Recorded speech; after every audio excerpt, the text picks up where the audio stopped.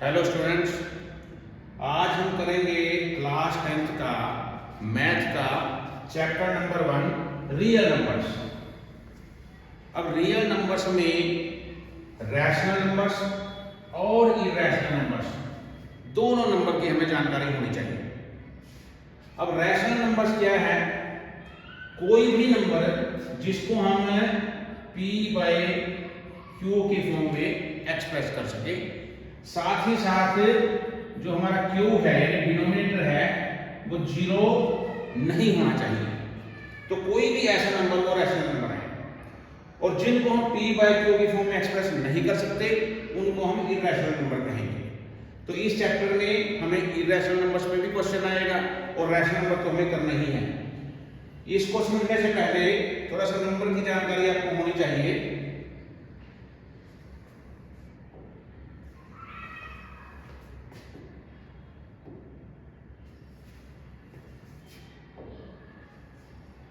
Natural numbers क्या है?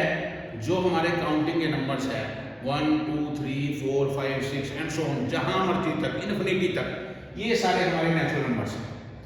अगर हम इसमें जीरो भी ऐड कर दें फिर हमारे होल नंबर्स हो गए, यानी होल नंबर्स में सभी नेचुरल नंबर्स है, जीरो भी आएगा, जीरो नेचुरल नंबर में नहीं आएगा।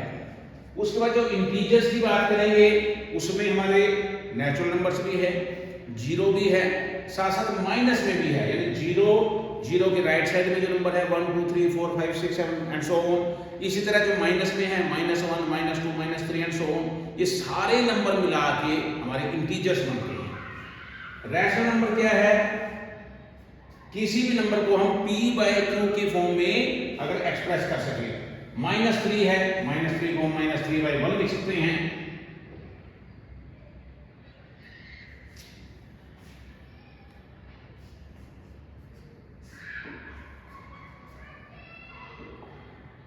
अब -3 है -3/1 लिख सकते हैं, -2 -2/1 लिख सकते हैं, 5/1 लिख सकते हैं, 1/2 5/1, कोई भी इंटीजर हम न्यूमरेटर में और डिनोमिनेटर में ले सकते हैं, तो उसको हम रैशनल नंबर कहेंगे। लेकिन ध्यान रखना है हमारा जो डिनोमिनेटर है नीचे जो आएगा ये जीरो नहीं होना चाहिए। और इरेशनल नंबर जिसको हम p बाय q की फॉर्म में एक्सप्रेस नहीं कर सकते, जैसे √2 है। अब कई बच्चे सोचेंगे कि √2 इसको भी तो हम √2/1 लिख सकते हैं, लेकिन ध्यान रखना है कि रैशनल नंबर वो है जिसमें हम p बाय q की फॉर्म में लिखेंगे, लेकिन p और q दोनों इंटीजर होने चाहिए। ये हमारे इंटीजर है, तो √2 इंटीजर नहीं है, तो इसलिए हम कह सकते हैं कि √2 को हम p बाय q की फॉर्म में एक्सप्रेस नहीं कर सकते, क्योंकि p और q दोनों इंटीजर होने चाहिए। तो ये हमारे रैशनल और इरेशनल नंबर्स हो गए। अब हम इस चैप्टर में हमें करना क्या है वो ध्यान रखेंगे।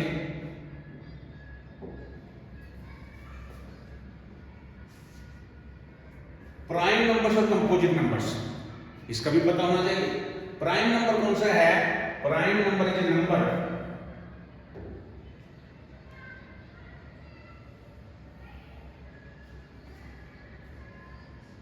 prime number is a natural number greater than 1 whose only factors are 1 and the number itself। एक से बड़ा कोई भी नेचुरल नंबर 2 के फैक्टर क्या बनेंगे? 1 and 2 को हम 1 से डिवाइड कर सकते हैं, 2 से डिवाइड कर सकते हैं, और कोई नंबर नहीं जिससे हम 2 को डिवाइड कर सकते हैं। तो जिसके ग्रेटर देन 1 होना चाहिए, और फैक्टर्स क्या है, तो 1 बनेगा या वो नंबर इटसेल्फ बनेगा। 3 को किससे डिवाइड कर सकते हैं? 1 and 3 से कर सकते हैं, तो 2 प्राइम नंबर है, 3 प्राइम नंबर है। 5 के फैक्टर क्या हो सकते हैं? 1 और 5 से अलग हम इसको डिवाइड कर नहीं सकते, तो ये सारे हमारे प्राइम नंबर हैं। मान लो 6 है, 6 को हम 1 से डिवाइड कर सकते हैं, 2 से डिवाइड कर सकते हैं, 3 से डिवाइड कर सकते हैं, 6 से डिवाइड कर सकते हैं, तो 6 हमारा क्या हो गया? कंपोजिट नंबर हो गया। तो प्राइम नंबर ऐसे नेचुरल नंबर है जिनके फैक्टर केवल 1 होगा या वो नंबर होगा, और कंपोजिट नंबर क्या है? नेचुरल नंबर क्या है? मोर देन 2 फैक्टर्स, जिसके 2 से ज्यादा फैक्टर्स है वो हमारा कंपोजिट नंबर है।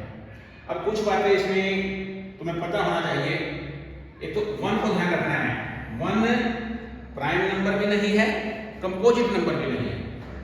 स्मॉलेस्ट प्राइम नंबर ये आपको पता होना चाहिए, छोटे से छोटा प्राइम नंबर। सबसे पहला प्राइम नंबर हमारा क्या है? 2 है। स्मॉलेस्ट प्राइम नंबर हमारा 2 है। इवन प्राइम नंबर कौन सा है? जितने भी प्राइम नंबर्स है उसमें केवल एक ही नंबर है जो इवन भी है और प्राइम भी है, वो 2 है। 2 के बाद जो इवन नंबर होंगे 4 है, कंपोजिट नंबर बन जाएगा, 6, 8 ये सारे कंपोजिट नंबर हो जाएंगे। स्मॉलेस्ट कंपोजिट नंबर कौन सा है? सबसे छोटा कंपोजिट नंबर 2 प्राइम नंबर है, 3 प्राइम नंबर है, 4 हमारा जो है स्मॉलेस्ट कंपोजिट नंबर है। अब इसी चैप्टर में एक और टर्म आएगी, को प्राइम। को प्राइम नंबर्स क्या है?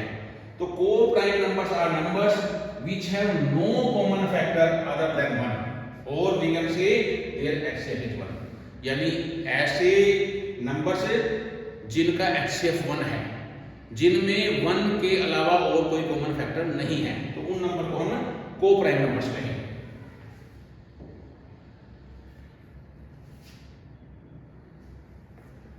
अब इसमें थ्योरम आएगी, ये बड़ी इंपॉर्टेंट थ्योरम है, फंडामेंटल थ्योरम ऑफ अरिथमेटिक। ये क्या है?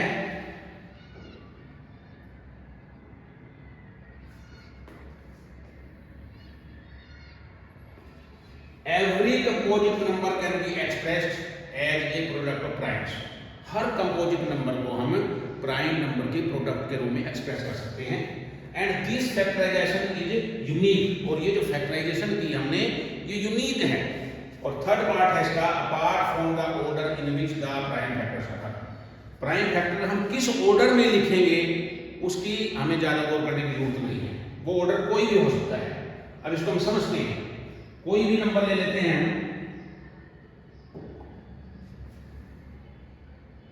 36 नंबर लिया। अब 36 के प्राइम फैक्टर बनाते हैं। सबसे छोटा प्राइम नंबर 2 से डिवाइड करेंगे, 18 आएगा, फिर 2 से डिवाइड कर सकते हैं, 9 आएगा, फिर 3 से डिवाइड करेंगे। अब इसके प्राइम फैक्टर क्या हो गए? 2 into 2 into 3 into 3। अब इस थ्योरम को पढ़ो, every composite number can be expressed या factorized as a product of prime. तो ये कंपोजिट नंबर 36 था, इसको कैसे एक्सप्रेस किया हमने?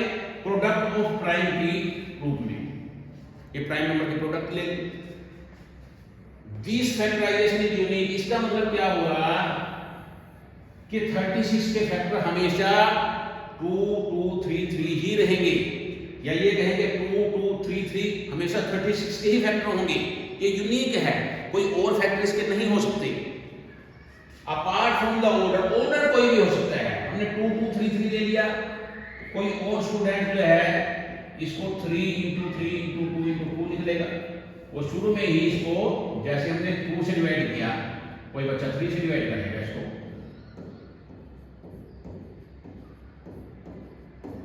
ठीक, तो ऑर्डर इनका कोई भी हो ये मैटर नहीं करता। मेन बात क्या है कि हर कंपोजिट नंबर को हम एक्सप्रेस कर सकते हैं कैसे? As a product of primes, and this factorisation is unique apart from the order in which the prime factors are. तो ये थ्योरम तुम्हें लर्न भी करनी है। कई बार इसको सीबीएसई जो है एग्जाम में ऐसे पूछ भी लेता है कि what is fundamental theorem of arithmetic. अब हम आगे बढ़ते हैं।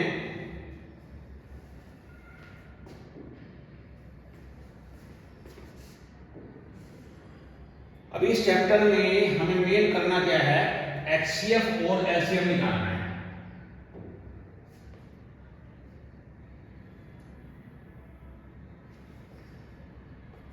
एचसीएफ क्या होगा? Product of smallest power of each common prime. इसमें दो बातें ध्यान रखनी है, कॉमन और स्मॉलेस्ट। एग्जांपल दिया है, find the HCF and LCM of 12, 21 and 15 by prime factorisation.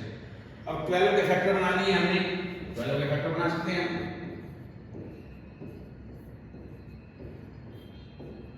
तो 12 के फैक्टर बन गए 2 2 3। इसी तरह 21 के फैक्टर बना लेंगे, 15 के फैक्टर बना लेंगे। अब एचसीएफ कैसे हो निकालेंगे हम? इसमें दो बातें ध्यान रखनी है, कॉमन ध्यान रखना है, कॉमन।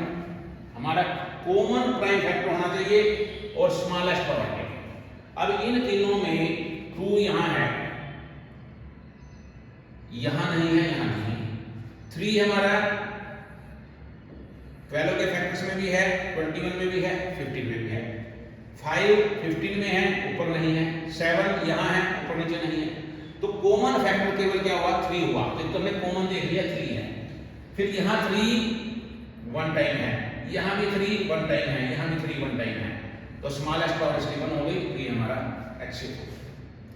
एलसीएम जब हम निकालेंगे तो इसमें ध्यान रखना है स्मॉलेस्ट की बजाय ग्रेटेस्ट पावर लिखेंगे, और इसमें ईच ध्यान रखना है, ईच प्राइम फैक्टर कॉमन नहीं लेंगे। एलसीएम में हमें हर प्राइम फैक्टर को लेना है और उसकी ग्रेटेस्ट पावर लेनी है। जैसे इसका एलसीएम जब निकालेंगे सॉरी, तो 2 यहां इसको हम पावर के फॉर्म में लिख सकते हैं, 2 की रेज़ टू पावर 2 into 3, ये है 3 7 ये 1 होने पावर है। तो 2 हमारे पास यहां 2 टाइम्स है, यहां नहीं है, यहां नहीं है। तो हमने एक तो हर फैक्टर लेना है, ईच फैक्टर में 2 ले लिया, मैक्सिमम पावर इसकी 2 है। उसके बाद 3 1 1 1 3 आ गया।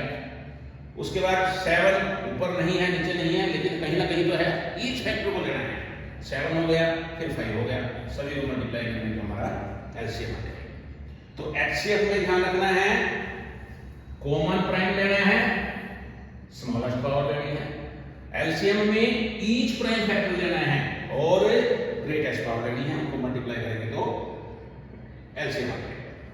फिर ये रिलेशन ध्यान रखना है, ये बड़ा इंपॉर्टेंट है, इस पे बेस्ड कोई ना कोई क्वेश्चन जरूर आता है। एचसीएफ एंड एलसीएम, जो भी 2 नंबर का एचसीएफ होगा उनका एलसीएम होगा, उनके प्रोडक्ट और दोनों नंबर के प्रोडक्ट हमेशा इक्वल है। इसको वेरीफाई करना भी आ सकता है।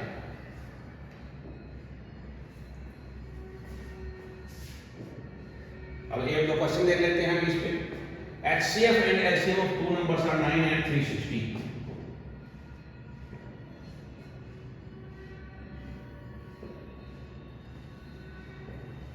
दो नंबर का एचसीएफ 9 है, एलसीएम 360 है, 1 नंबर 45 है, सेकंड नंबर निकालना है। तो जो रिलेशन बताया था, HCF multiply by LCM into A into B. HCF पता है, एलसीएम पता है, एक नंबर पता है, दूसरा नंबर को निकाल सकते हैं। इसी तरह से इफ प्रोडक्ट ऑफ 2 को प्राइम आ है, प्रोडक्ट दिया गया है 2 को प्राइम नंबर का 217, देन फाइंड देयर एलसीएम।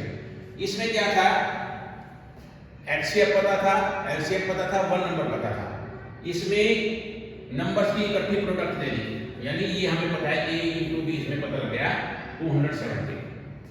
लेकिन एचसीएफ भी नहीं दिया, एलसीएम भी नहीं दिया, और एलसीएम निकालना है। तो ये तुम्हें ध्यान रखना है, अभी मैंने बताया था जब को प्राइम नंबर बता रहा था कि को प्राइम नंबर वो नंबर है जिनका एचसीएफ 1 है। उन्होंने जब को प्राइम वर्ड लिख दिया तो इसका मतलब तुम्हारे दिमाग में जाना चाहिए एचसीएफ 1 है। तो रिलेशन लगाएंगे, एचसीएफ ऑफ को प्राइम 1 आएगा तो एचसीएफ 1 हो गया। एलसीएम हमें फाइंड आउट करना है, प्रोडक्ट हमें पता है 270, तो एलसीएम हमारा क्या आ गया 270, ये हमारा एलसीएम। तो ये बड़ा इंपॉर्टेंट रिलेशन है, इस पे बेस्ड कोई ना कोई क्वेश्चन जरूर आता है। आगे देखते हैं हम।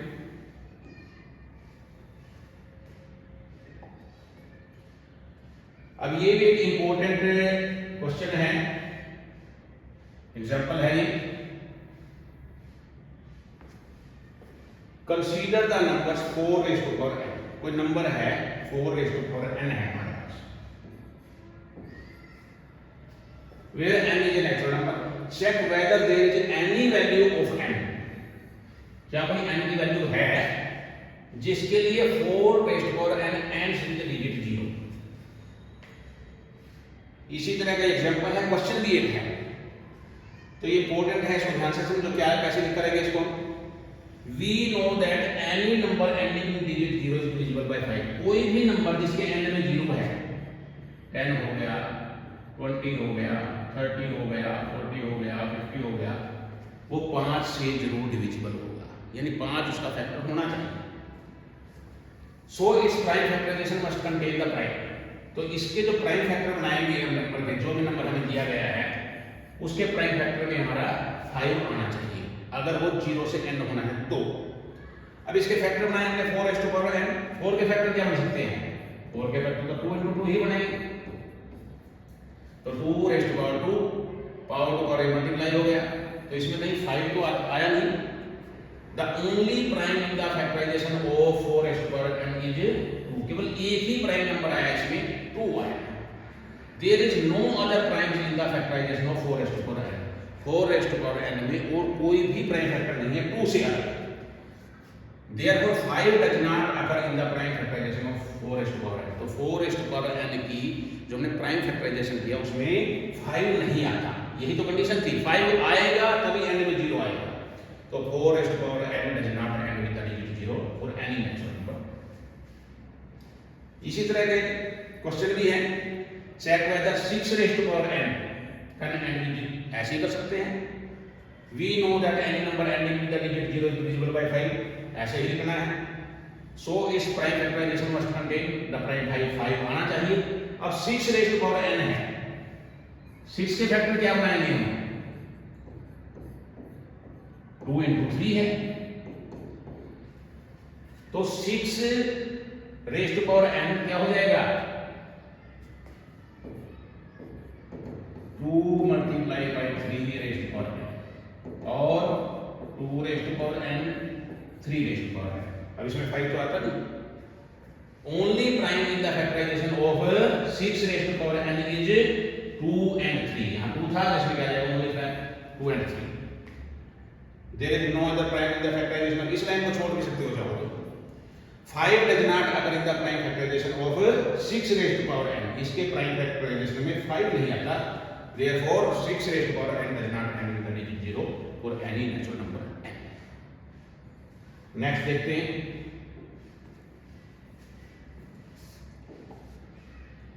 ये बड़ा इंपॉर्टेंट क्वेश्चन है।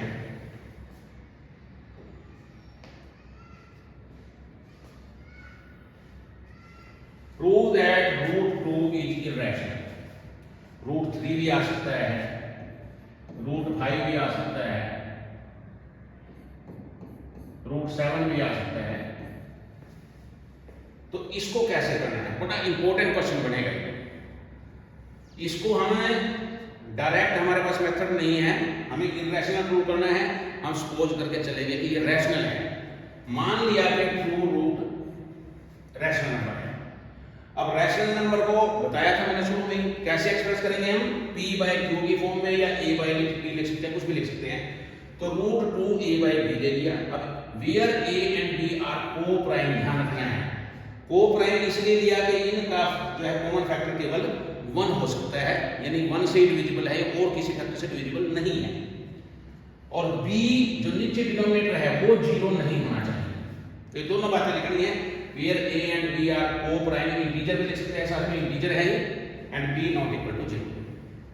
स्क्वायरिंग बोथ साइड्स करेंगे, 2 = a² आ जाएगा, और क्रॉस मल्टीप्लाई किया, a² 2b² आ गया।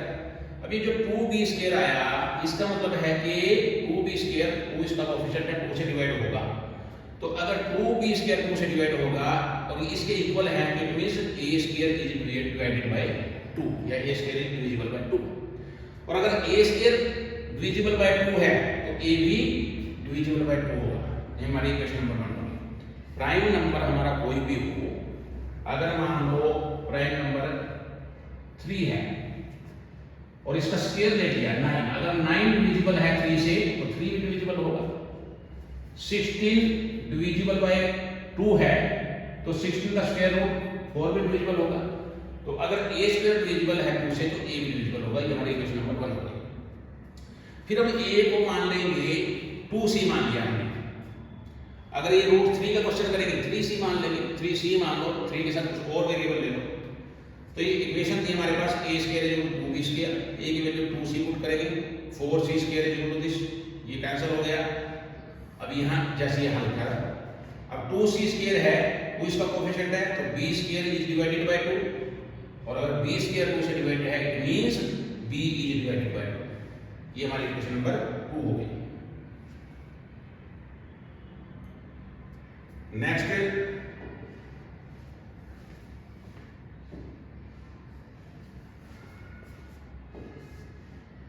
इक्वेशन 1 एंड 2, इक्वेशन 1 क्या था कि a is divided by 2, equation 2 क्या है b इज डिवाइडेड बाय 2, तो from equation 1 and 2 a and b both are divided by 2। अब शुरू में हमने क्या सपोज किया, a and b coprime है, को प्राइम मतलब कि ये किसी से डिवाइड नहीं होंगे, इनका कॉमन फैक्टर 1 है, और यहां क्या आ गया कि ये दोनों 2 से डिवाइड है, इसका मतलब this contradicts the fact that a and b are co-prime। इसका मतलब a और b को प्राइम नहीं हो सकते। को प्राइम मतलब HCF 1 कॉमन फैक्टर 1, यहां हमने दोनों को प्रूव कर दिया कि 2 से डिवाइड है, तो ये जो कुछ है कॉन्ट्राडिक्ट मतलब विरोध करता है इस बात का कि a और b को प्राइम है। इसका मतलब जो हमने सपोज किया वो गलत था, हमारी पोजीशन रॉन्ग थी, हैंस √2 इज एन इररेशनल। मान लो यही क्वेश्चन √3 से आ गया, तो √3 को रैशनल मान लेंगे, √3 a by b हो जाएगा, सब कुछ वैसे लिखना है, स्क्वायरिंग करेंगे 3 आ जाएगा, या 3b स्क्वायर आ जाएगा, तो a स्क्वायर डिवाइडेड बाय 3 हो जाएगा, a डिवाइडेड बाय 3 हो जाएगा, a इक्वल टू 2c की जगह 3c मान लेंगे, यहाँ 9c स्क्वायर करके कर सकते 3c आ जाए, बिल्कुल सेम इसी की तरह कर सकते हैं, √2 आया, √3 आया, √5 आया, सबका सेम मेथड है। अब इसी में या तो क्वेश्चन इस तरह से आएगा √2 √3 √5 को इरेशनल प्रूव करो, या इस तरह से भी आ सकता है क्वेश्चन,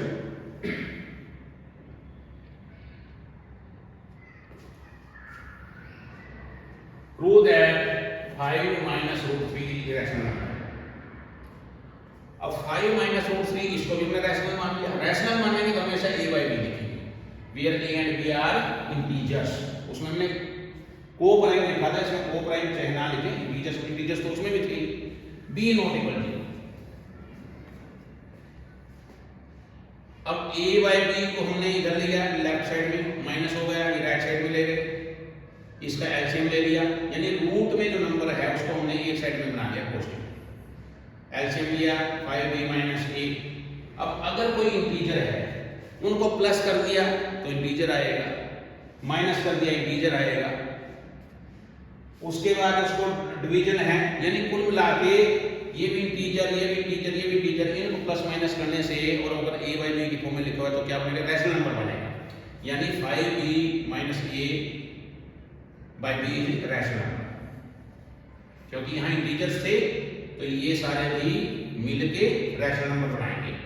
लेकिन √3 हमें पता है कि रैशनल नंबर है, तो rational number can not be equal to irrational number. अब यहाँ तो ये रैशनल नंबर है, यहाँ ये इररेशनल नंबर है, ये इक्वल कैसे हो सकते हैं, तो ये इक्वल नहीं हो सकते, therefore our position is wrong. Last question की तरह हमने जो माना वो गलत माना है, तो 5 minus √3 इररेशनल, तो इस तरह का भी क्वेश्चन आ सकता है।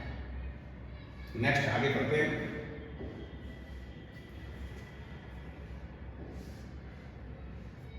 अब कुछ बातें ध्यान रखनी है, HCF और LCM इस चैप्टर में निकालना है, ये इररेशनल नंबर का क्वेश्चन आ सकता है। अब ज्यादातर केसेज में, in most of the cases,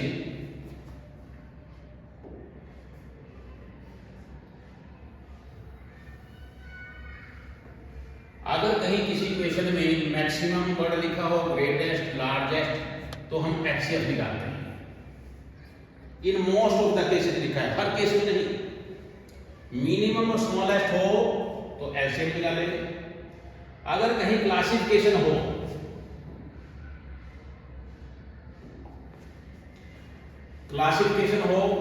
या डिस्ट्रीब्यूशन हो तो HCF निकालेंगे।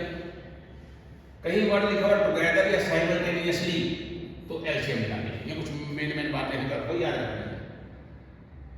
इन केस ऑफ HCF कुछ अलग अलग टाइप के क्वेश्चन कैसे आ सकते हैं जो NCERT की बुक में नहीं है। HCF निकालना आ सकता है जिसमें some remainders are given, then those remainders are subtracted from the given numbers, यानी 5th पॉइंट जो है उसके बेस्ड क्वेश्चन नंबर 8 देखते हैं। इस तरह का क्वेश्चन आ सकता है, find the largest number that will divide 398 436 542 leaving remainders 7 11 15 respectively. तो जिसमें अब इसमें क्या लिखा हुआ है, लार्जेस्ट नंबर है, लार्जेस्ट है तो क्या निकालेंगे, HCF निकालेंगे। रिमाइंडर दिए गए हैं, तो इस टाइप के क्वेश्चन में in case of HCF some remainders are given, then those remainders are subtracted from the given numbers. पहले इनको सब्ट्रैक्ट करना है। नंबर है हमारे पास 398, 436,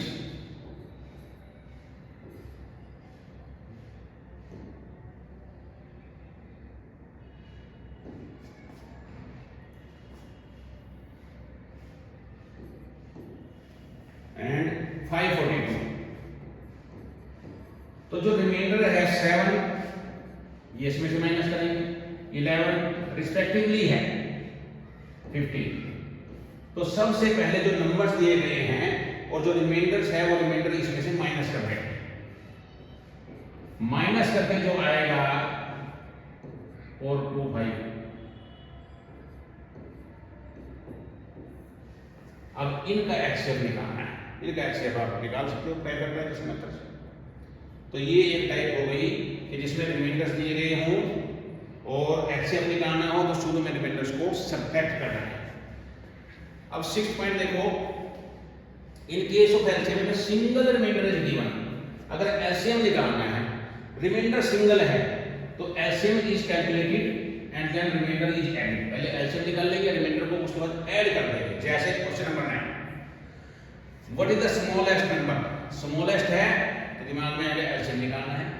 divided by 35, 56 and 91, leaves remainder of 7 in each case. हर केस में 7 है, तो हम 35, 56 एंड 91 इनका स्मॉलेस्ट को देखते हुए LCM निकाल लेंगे। जो LCM आएगा उसमें हमने 7 को प्लस करना है, ऐड करना है। तो ये पॉइंट अगर तुम याद रखोगे अच्छी तरह से तब तुम्हें इजी हो जाएगा किसी भी टाइप का क्वेश्चन आए। एक और टाइप हो सकती है, in case of LCM if different remainders are given. यहां तो LCM में एक रिमाइंडर था, अगर अलग अलग रिमाइंडर दिए गए हैं for different numbers, then the difference between the number and its respective remainder will be equal. Difference जो होगा उनका इक्वल होगा। जैसे क्वेश्चन नंबर 10 देखते हैं, find the smallest number. Smallest number मतलब LCM निकालेंगे। Divided by 28 and 32 leaves remainder 8 and 12। अब 28 का रिमाइंडर 8 है, इनका डिफरेंस 20 बना। 32 और 12 है, 32 माइनस 12 20 बनेगा। तो जिसमें तुम्हारे रिमाइंडर अलग अलग हों, रिमाइंडर डिफरेंट दिए गए हैं, लेकिन उनका जो डिफरेंस बनेगा नंबर और रिमाइंडर का वो सेम होगा, इक्वल होगा। तो in that case LCM calculate करेंगे, देन दैट जो कॉमन डिफरेंस है वो सब्ट्रैक्ट कर देंगे। इसमें हमने इससे पहले क्वेश्चन में क्या किया था, LCM निकाला था, 7 रिमाइंडर था, उसको प्लस करना था, ऐड करना था। लेकिन अगर रिमाइंडर अलग अलग हैं और नंबर का और रिमाइंडर का डिफरेंस सेम है, तब हम LCM कैलकुलेट करके जो डिफरेंस आया, जैसे इस केस में 28 माइनस 8 20 का डिफरेंस है, 32 माइनस 12 20 का डिफरेंस है, तो LCM निकालने के बाद जो डिफरेंस है इसको माइनस करना है, प्लस नहीं करना है। It is subtracted from that. ये कुछ पॉइंट अगर याद कर लोगे तो कोई सा भी क्वेश्चन आ जाए, इससे ज्यादा नहीं, यही टाइप्स बनती है ज्यादातर। 11th क्वेश्चन दिया हुआ है, traffic lights at the 3 different road crossing. 3 अलग अलग रोड क्रॉसिंग्स हैं, वहां जो ट्रैफिक लाइट्स हैं वो चेंज करती है, एक 48 सेकंड्स के बाद, फिर 72 एंड 108 सेकंड्स के बाद। If they all change simultaneously eight 8 AM, अगर वो 8 बजे इकट्ठी एक बार चेंज हुई तो at what time will be again change simultaneously, तो दोबारा में फिर इकट्ठी कब चेंज होगी।